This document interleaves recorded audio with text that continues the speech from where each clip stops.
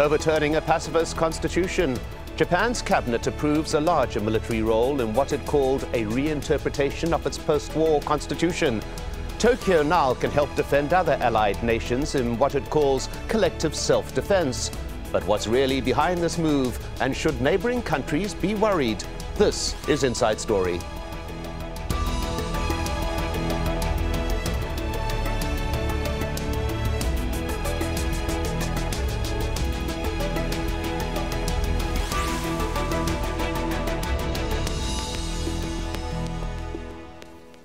Hello and welcome to the program. I'm Mike Hanna. Since the end of World War II, Japan's armed forces have never engaged in combat, a principle that's enshrined in the country's constitution. But now a major change in Japan's security policy has made it easier for its troops to deploy. The Japanese cabinet has approved a change to the constitution that allows its troops to use force to defend Japan's allies. Up until now, the cornerstone of Japan's post-war constitution had been Article 9, which renounces the country's right to wage war. But the reinterpretation means Japan can use force for what it calls collective self-defense, which means it can now deploy troops to aid its allies. It's a highly controversial decision for a nation whose pacifist identity has been entrenched in law. Japan's Prime Minister Shinzo Abe has been pushing for the change since he took office 18 months ago. But he assured voters it won't lead to the country getting entangled in foreign conflicts. There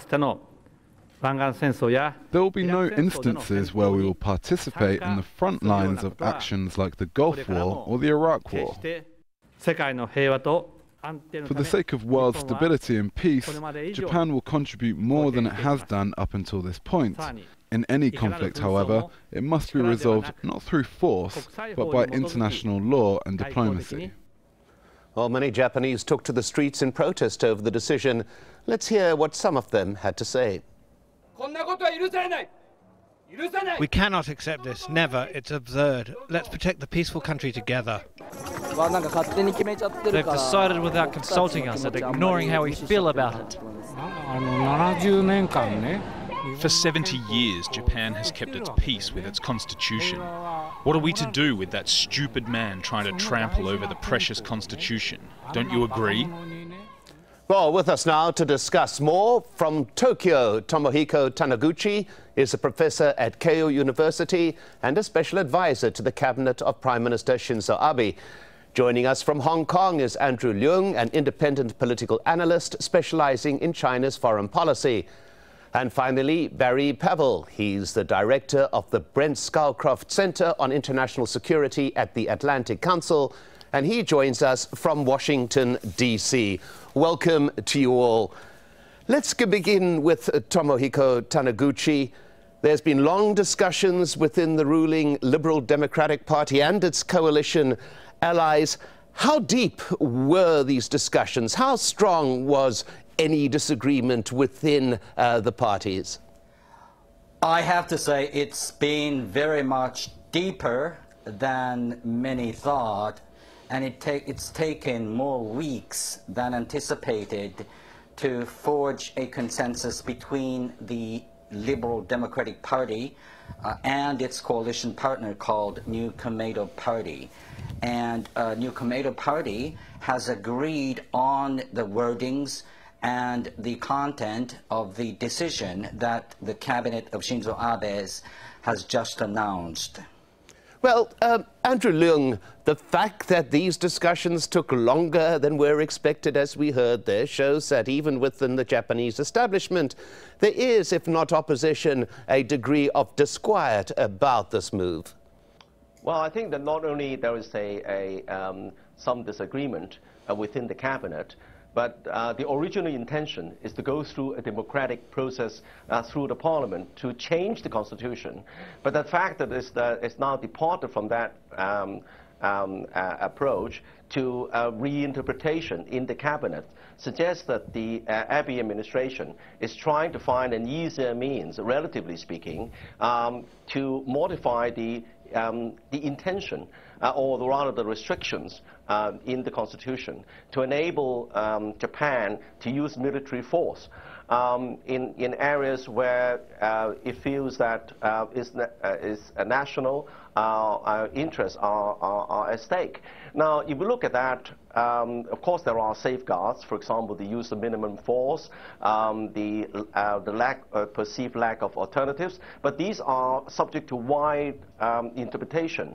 At heart is the enabling of the Japanese nation after the war for the first time, to engage in military conflict with its allies. With its main allies. And then, of course, the main allies' interests are not always identical with that of Japan. Look, for example, for example, the case of Taiwan. Now, in case that the conflict is blowing up over the Taiwan area, and then, of course, Americas would have to intervene, and then, of course, China would have to come into the picture. And then if there is conflict, then because of this change of constitution, Japan would have to be involved. In fact, Japan may be the first to be involved, because the ally is perceived to be threatened, and then there could be a conflict which some of the Japanese people, or in fact most of the Japanese people, we'll get into some scenarios in a moment, if we may, Andrew. But I just want to go to Barry Pavel and get his initial reaction to the cabinet decision. My reaction is a simple one. Japan is the third largest economy in the world, and it's time that it pulled its weight on the security burdens. It gets a lot of its oil from the Middle East. This would enable it to more easily help patrol the sea lanes with China and with others. This is sort of a normalizing trend that I think is healthy, as long as it does pay due deference to the concerns regarding World War II, which I don't think it has done yet. Well, Tomohiko Taniguchi, I want to pick up on something that Andrew Leung alluded to, the manner in which this Constitution has been reinterpreted. Clearly the decision taken to reinterpret, which means that it does not have to be a national referendum. Is this, as critics contend, a way of hitting at Article 9 without putting it to the Japanese public? Unfortunately not. The single pronouncement made by the cabinet does not do any job. There is going to be a dozen or so legislative bills to be enacted actually to enable Japanese troops, self-defense forces, to get engaged in this collective self-defense. Come autumn, Japanese parliament is going to spend a lot of time discussing this. So unlike some of the autocracies, Japan, as a seasoned democracy, is going through a wholly democratic process. Now, people often say they're changing the Constitution. That's one of the misperceptions I have to correct.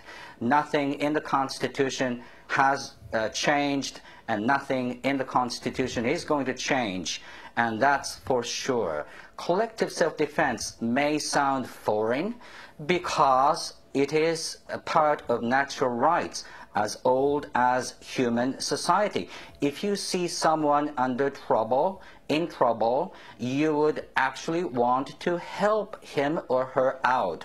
But only in Japan, you have been looking at a peculiar restriction whereby the Japanese have continued to say until now, yes, in theory we could offer you help, but in practice we wouldn't. That's been one of the insane restrictions. With this new reinterpretation, the security in the region, and I think beyond, is going to be even more safeguarded with the power of the Japanese.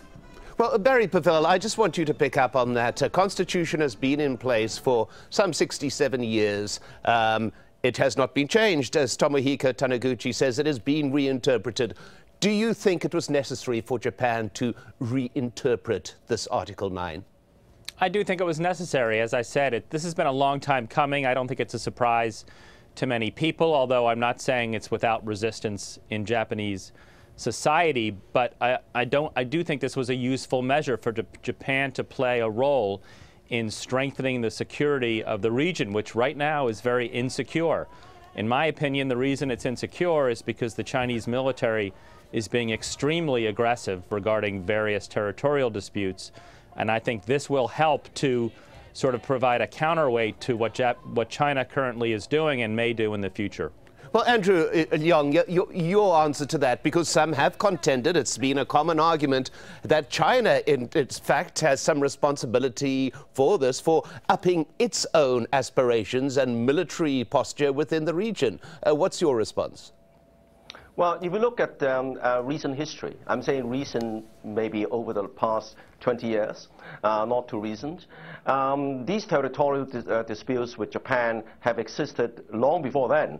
And then if you look at the, say, about 20 years ago, or even 10 or 15 years ago, all these territorial disputes were wisely left to be buried underneath the carpet. And then both China and Japan have been cooperating and, in fact, welcoming each other's economic and other relations. For example, China has become Japan's largest trading partner. But it's only when recently, with the rise of right-wing politics in Japan, and Japan used the opportunity to buy that island, which was reinterpreted by China as an act of exercise of the sovereignty. And then this ties in with America's pivot to Asia, deploying 60% of its military assets to the Asia Pacific. Now, if you look at the Asia Pacific, it's not just the island territorial disputes, it's also a very important conduit of China's energy and materials trade. And of course, China feels threatened. And then when China now is the second largest economy with a long kind of borders, feels its security is threatened, and China is much more able to build up its military in self-defense. And so that leads to the situation right now. But I don't think that all sides, neither China nor Japan nor America, wants a war. But then by reinterpreting the Constitution, increases the risk of unintended consequences. Well, I'll come to you, Barry Pavel, in a moment. I saw you shaking your head in disagreement, but let's just pause for a moment and take a look at the regional implications. As we've heard, Japan's decision to overturn the pacifist defense policy is likely to anger China. Both sides, have we discussed, are embroiled in a dispute over the sovereignty of the Senkaku or Diaoyu Islands in the East China Sea. The United States has been a long-time ally of Japan, urging it to take a more active role in defending itself, particularly when it comes to the disputed islands. However, South Korea, though a friend of the US, is one country that has not welcomed Japan's decision, saying it won't tolerate the move that was made without its consent. On the other hand, the Philippines, which has its own dispute with China over territory, will no doubt welcome Japan's change in its defense policy. Getting back to you, Barry Pavel, I saw you shaking your head with Andrew Leung's comments there about China's position. Do you not believe that China does have some basis for its concerns, particularly with Japan reinterpreting its constitution? China has some basis for its concerns regarding Japan, but to suggest that China's moves over the last 2 years are all about, safeguarding its own security. It's deploying oil rigs into disputed waters with Vietnam.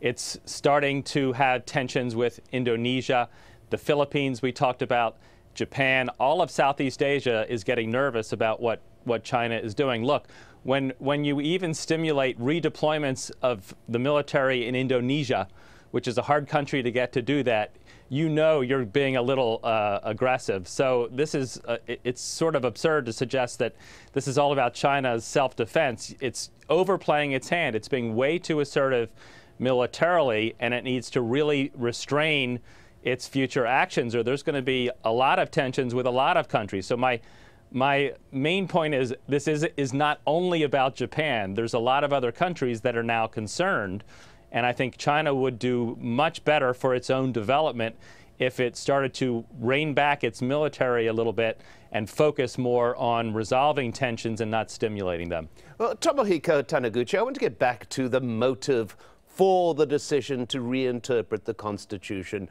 As we've heard from some of our other panelists, it is connected to a rise in nationalism, to the nationalist tendencies and insistence of the current Prime Minister.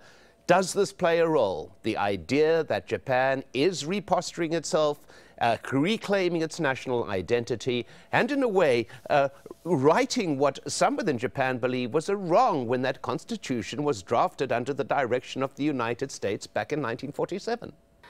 You are talking about the current Prime Minister Shinzo Abe, but there was a previous Prime Minister in the name of Yoshihiko Noda. I, for one, have spoken with him a number of times, but for Mr. Noda, activating the right to collective defense for him has been a lifetime dream. So in one sense, this is not just about Abe administration. It's been a bipartisan issue to some extent. And to China, one can only say China is perfectly entitled to pursue its national interest. China is perfectly entitled to seek economic gains, but one should ask China to do that in accordance with norms and rules the international community has spent so many years to develop. And that's the message that we should send to China. But collective self-defense is not about China. It's about investing more into the alliance network that Japan has been part of for many years.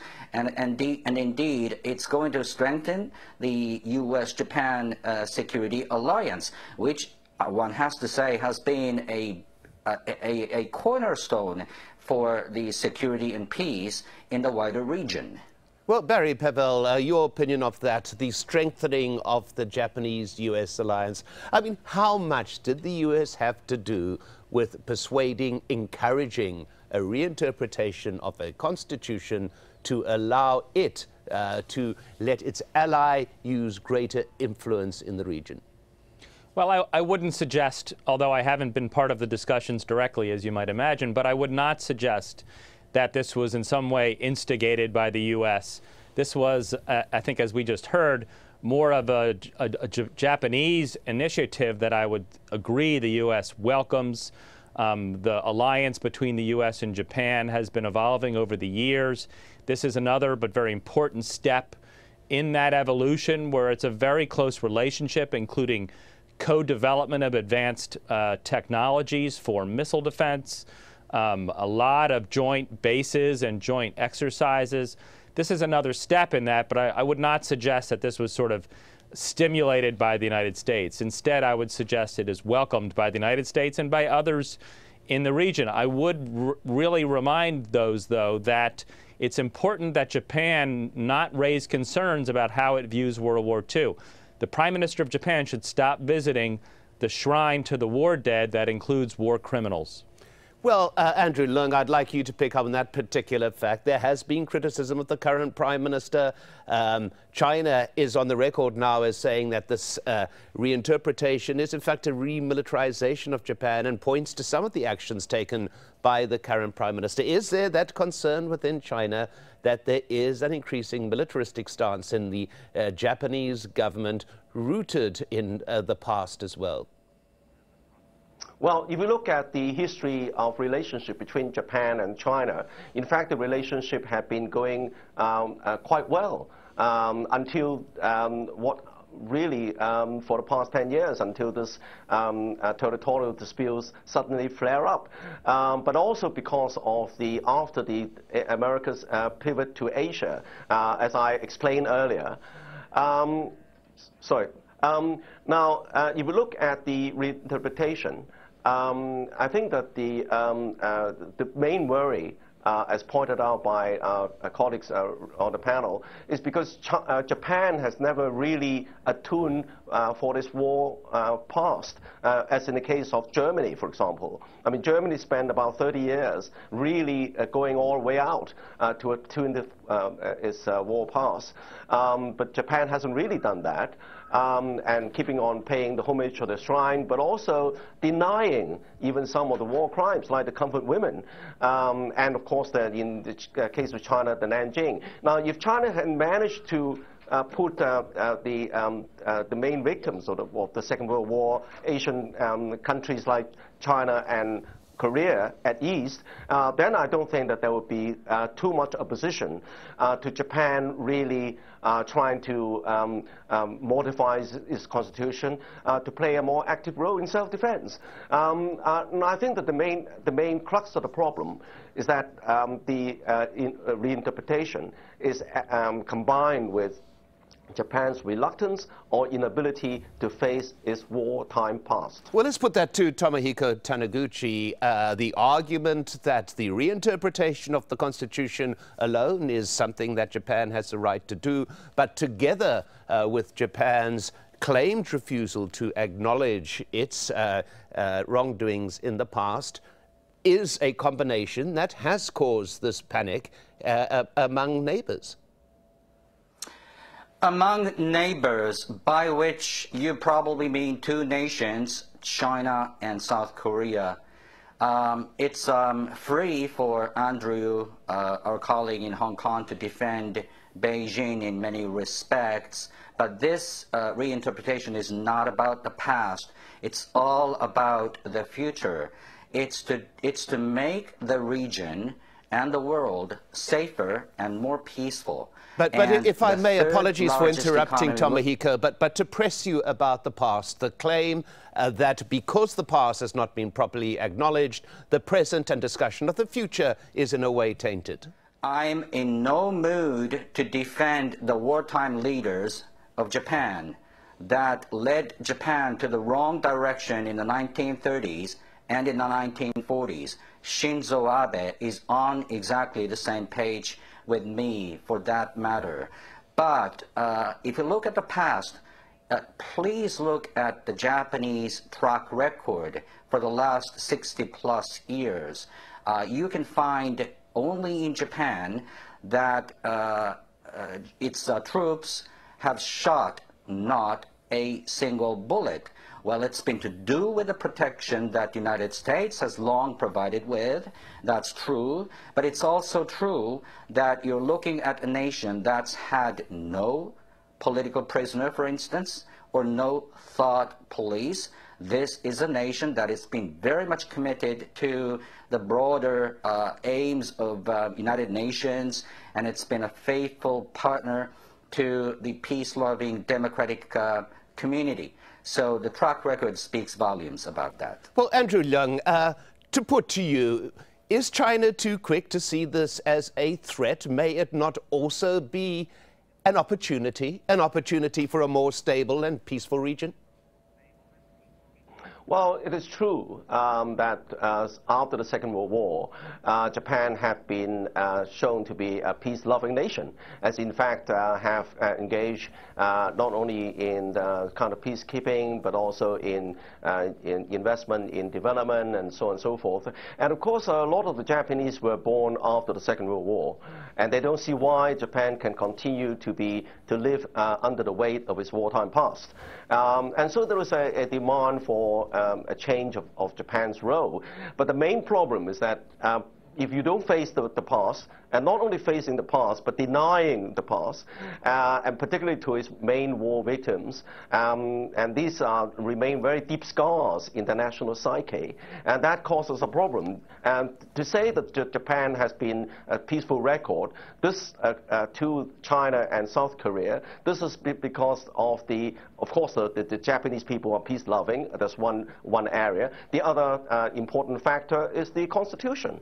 It's a peace constitution. So that acts as a final safeguard against any rise of what is perceived as revision, as militarism. And then because of Japan's lack of sufficient attunement or acknowledgement of its wartime past, it becomes a revisionist militarism in the eyes of China and Korea. And I think that provided this problem is addressed, I think that opposition from Japan and Korea, and in fact some of the hidden worries of its neighbors, will be that much more reduced. Well, at that particular point, we come to an end of the show. Thanks to my guests, Tomohiko Taniguchi, Andrew Leung, and Barry Pavel. Thank you. And you can leave your comments at facebook.com/AJ Inside Story, or go to AJ Inside Story on Twitter. I'm Mike Hanna. Thanks for watching. and goodbye for now.